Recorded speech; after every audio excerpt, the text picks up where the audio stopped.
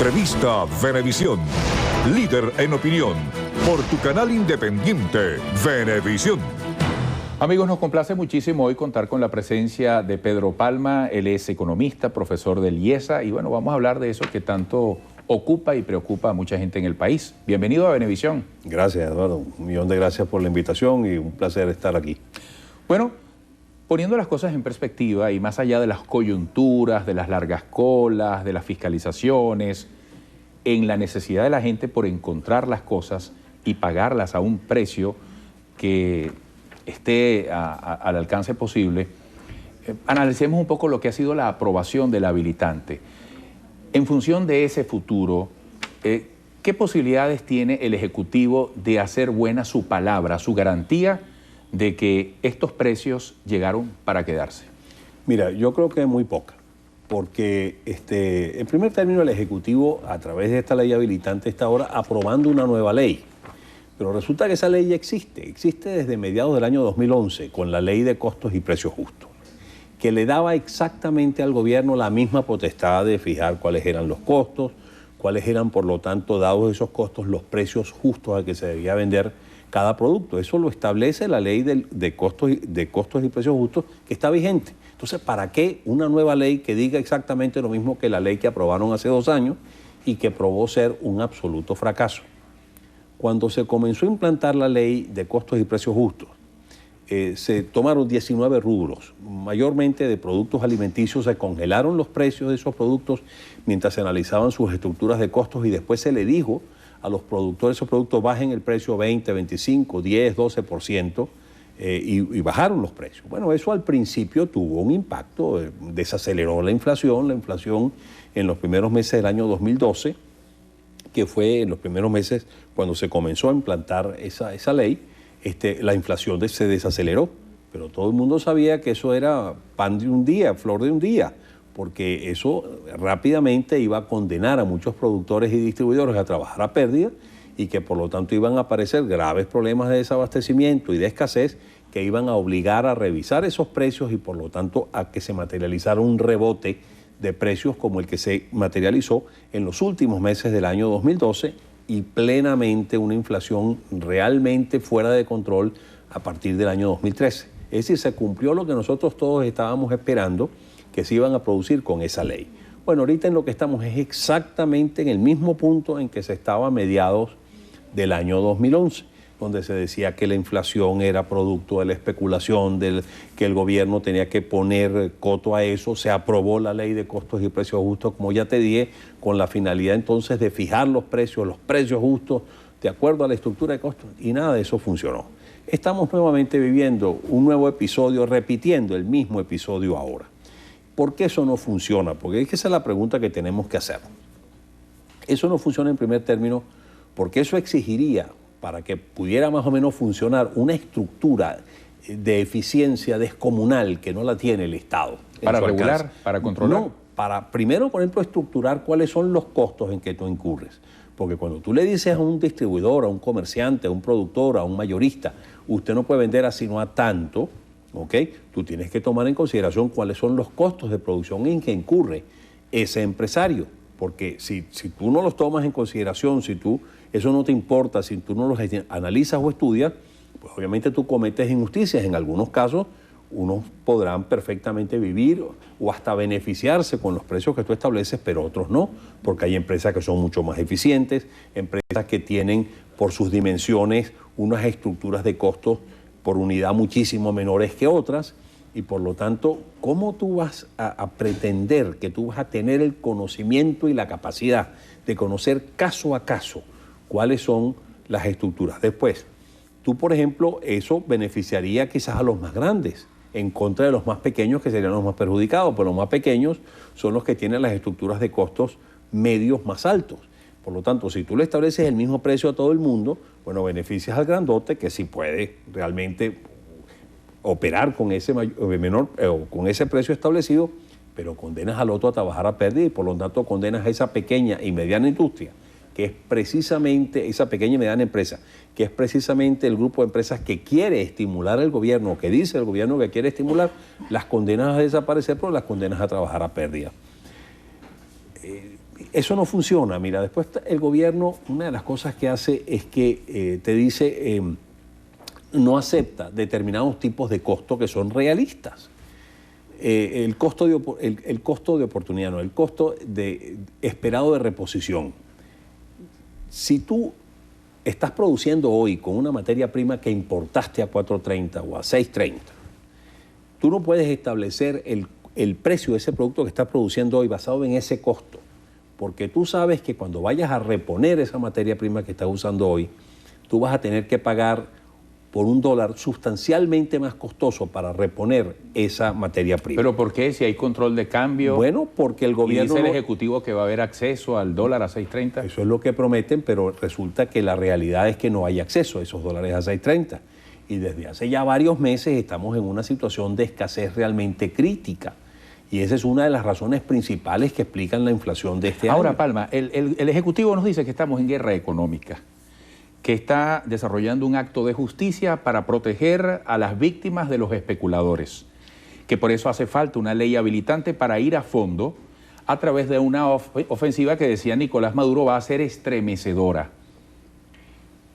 En ese esfuerzo de justicia puede haber algún tipo de resultado a la par de la comprensión de las ciencias económicas, de las políticas públicas, porque más allá de todo este aspecto técnico que se puede analizar, hay una realidad y es que hay especuladores, no serán todos, pero la especulación es un hecho real. Sin duda alguna que lo es, y lo es en todas las economías del mundo. En todas las economías del mundo hay irregularidades, hay acciones especulativas, hay acciones indebidas, como por ejemplo cartelización, donde se ponen de acuerdo distintos productores para vender a un mismo precio y aumentar el precio. Prácticas monopólicas, donde el único productor pone el precio que le viene, digamos, para su propio beneficio. Esas son cosas que deben ser reguladas, deben ser evitadas por el Estado, y hay legislaciones en el mundo entero que tienden a buscar evitar y penalizar esas prácticas indebidas. Pero de ahí a decir que la inflación que estamos padeciendo en Venezuela se debe a un fenómeno de carácter especulativo, el cuento de la guerra económica. Mira, esa es una historia que a lo mejor tiene un componente eminentemente político para tratar de explicarle a las personas que no son conocedoras de todo este ambiente y tratar de engañarlos. Aquí realmente, mira, el fenómeno inflacionario que estamos viviendo en Venezuela se debe fundamentalmente, no en forma exclusiva, porque hay muchos factores que influyen, pero fundamentalmente se deben a malas políticas públicas que aplica el gobierno y que están generando esa inflación. ¿Cuáles son esas políticas? Un gasto público desmedido que inyecta a la economía una enorme masa de dinero, poner a un banco central a financiar gasto público deficitario, todos los déficits, todas las necesidades de financiamiento por el exceso de gasto sobre ingresos de todas las empresas públicas, empezando por PDVSA, la financia el Banco Central. ¿Con qué? Con dinero que crea. Eso es lo que se denomina el dinero inorgánico, que cuando entra a la economía, si tú pones al Banco Central a financiar gasto público deficitario en una forma recurrente y creciente, año tras año, tú estás inyectando una masiva cantidad de dinero que te presiona los precios al alza. Eso por el lado de la demanda, porque al expandirse la cantidad de dinero en una forma desproporcionada, eso estimula notablemente la demanda. Pero ¿qué pasa con la oferta? ¿Qué pasa con el otro lado del mercado? Bueno, que cada vez hay una restricción mayor de esa oferta, porque tú tienes una política de hostigamiento a los productores, a los distribuidores privados, al empresariado privado, porque tú has ido a una serie de expropiaciones de empresas que cuando pasan a manos del Estado se transforman o pasan a producir una fracción de lo que producían en manos privadas, porque no hay un estímulo para la inversión para incrementar la eficiencia y disminuir los costos y hacer más productivo al aparato productivo. Todos esos factores lo que te hacen es generar una restricción del lado de la oferta. Y después finalmente ha aparecido otro fenómeno, que es la escasez de divisas. Con el control de cambios que tenemos, donde esos productores, esos comerciantes, esos distribuidores o intermediarios simplemente no encuentran las divisas preferenciales a 6.30 y tienen que entonces o buscar financiamiento con sus proveedores en el exterior, buscar financiamiento en sus casas matrices afuera, endeudarse en el exterior para poder traer esos recursos, y entonces todo eso tiene un costo sustancialmente mayor, porque cuando esas personas van a establecer su precio, ellos saben que van a tener no van a tener acceso a ese dólar preferencial a 6.30, o si tienen acceso lo van a tener de una forma muy limitada, y por lo tanto van a tener que comprar el dólar a un precio sustancialmente mayor, que aun cuando esté prohibido, ese mercado negro es un mercado que opera, y cuando tú restringes el acceso a las divisas preferenciales, ese mercado florece, por más que te digan que es ilegal y que se comete un delito cuando la gente compra en ese mercado. Ese mercado florece porque es la única forma de obtener divisas que no se pueden obtener en las divisas preferenciales. Y ahí el precio de la divisa está, pero por las nubes, N veces mayor, no podemos decir a cuánto está, pero está N veces mayor por encima del tipo de cambio preferencial. Entonces, ¿qué es lo que hace el empresario?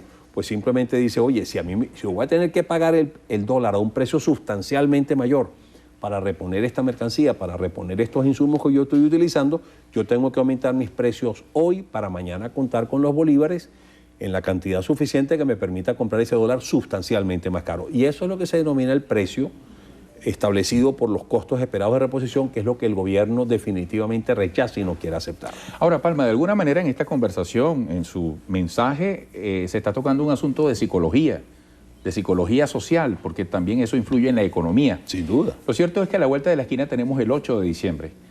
Hay una parte del país, podemos llamarla gobierno, ejecutivo, que dice, trascenderemos a esa fecha y usted seguirá encontrando eso que la gente está buscando hoy en día en colas al precio actual. Eso no es un ofertón, no es la ganga del día, no es una rebaja, decía Maduro, no hablen de rebaja, es un ajuste justo de precio. Y hay otra parte del país que dice, están retardando decisiones, a grandes males, grandes soluciones, aunque sea un trago amargo. Su mensaje para el país con toda responsabilidad. Bueno, definitivamente, en primer término, esta situación que estamos viviendo va a generar, y está de hecho ya generando, una situación de escasez porque se están agotando los inventarios.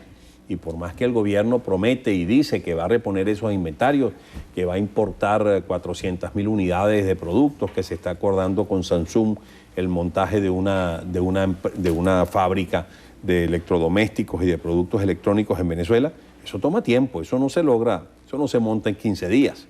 Y por lo tanto tú estás liquidando los inventarios que existen, y es muy probable, es lógico prever que en cuestión de pocos días, inclusive durante los días de Navidad, aquí venga un proceso de escasez donde tú vayas a ir a las tiendas a comprar tus productos a los precios justos que establece el gobierno, justos entre comillas, y resulta que no lo vas a conseguir. Entonces, ¿dónde lo vas a conseguir? Lo vas a conseguir en los boneros, en el comercio informal, ¿okay?, que están comprando hoy. Hoy sale en la prensa una noticia importante que dice que los trabajadores en las tiendas dicen que los compradores son repetitivos, o sea que van una y otra vez. ¿Por qué? Están acumulando eso para después revenderlo, pero a un precio sustancialmente mayor. ¿Qué se gana con eso? Bueno, gracias por esta visita. Placer. Esperamos que se repita en el corto plazo. Claro que sí. Pedro Palma, economista, profesor de IESA.